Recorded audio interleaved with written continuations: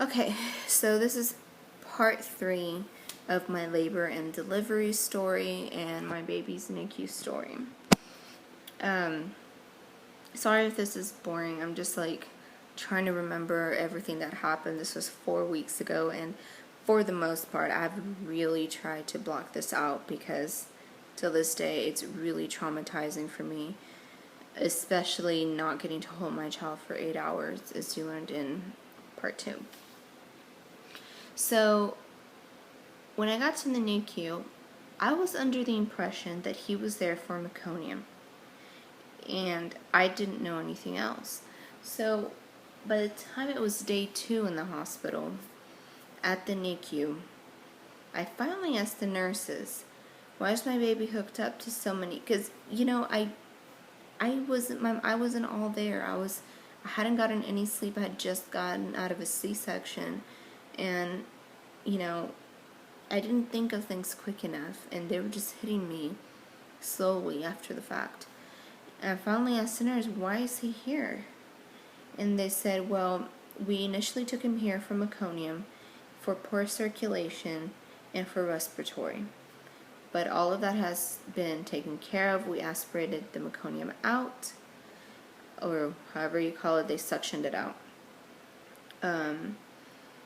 His respiratory is a lot better. He doesn't need any more oxygen, and his circulation is back to normal. I'm like, okay, so then why is he here? And they said, well, your baby has jaundice. And I was like, okay. So they kind of explained to me what jaundice was. His bilirubin levels were just not good at all. They were really bad. And they had to put him under photolight therapy, or I can't remember what they called it. But basically, he was under the light in the incubator. They had the warmer on also, and he had a mask over his eyes so it wouldn't hurt his eyes, but he had to be under that light all day and all night. And I was coming to feed him every 3 hours. I would first try to latch him on, and then if he didn't take that, I would have to feed him formula. For the first day and a half or two, he was getting fed fluids through his IV. Because I didn't get to see him until 8 hours after the C-section, so they wanted to wait for mom to try to breastfeed him, which that's good, but it's kind of traumatizing for me to think my son didn't have anything to eat for 8 hours, but liquid through an IV. But supposedly that was sufficient. Of course, okay, I'll talk about that later. But I wasn't producing milk yet, and he was kind of getting tired of latching. It's like he knew what to do when he was born, and then it was kind of like he never knew at all. And so they told me that he wasn't getting enough calories. He wasn't gaining enough weight. He was dropping weight, and he was dropping a significant amount. And so they told me that I needed to feed him formula. And so every time I would go in every 3 hours. Mind you, I never got any sleep while I was at the hospital. I mean, you go feed your child every 3 hours, and then you come back and you pump because your baby wasn't wanting to latch, and you weren't producing enough either. So the bad thing is that they wanted me to feed him that bottle in 30 minutes. He had to drink, I think it was 25 milliliters in 30 minutes.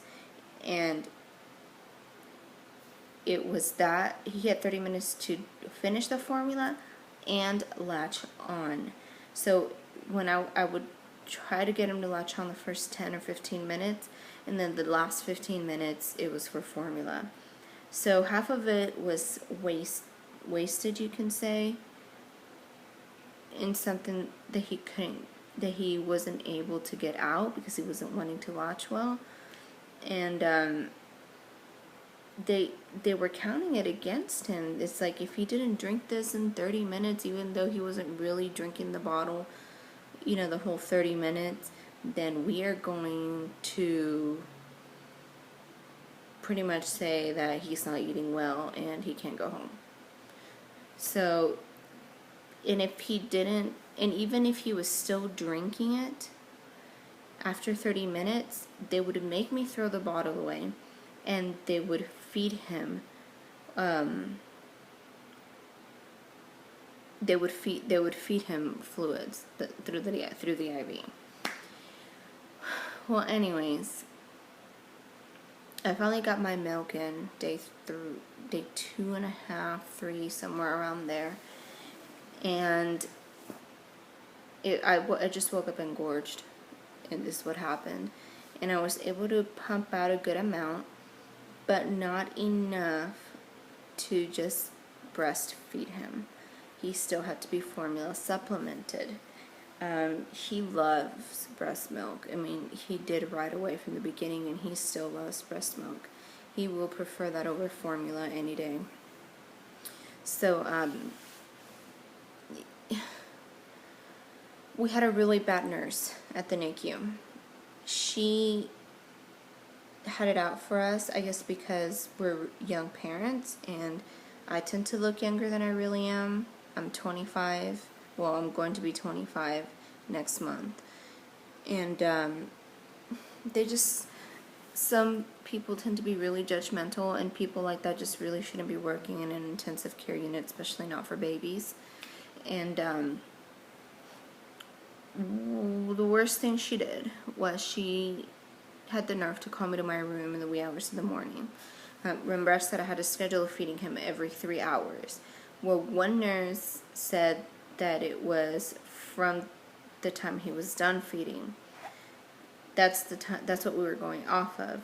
Well, this nurse corrected that and said, no, it's from the time you get here. Even it's not from the time he finishes eating, it's from the time you first get here. You got to come back 3 hours later.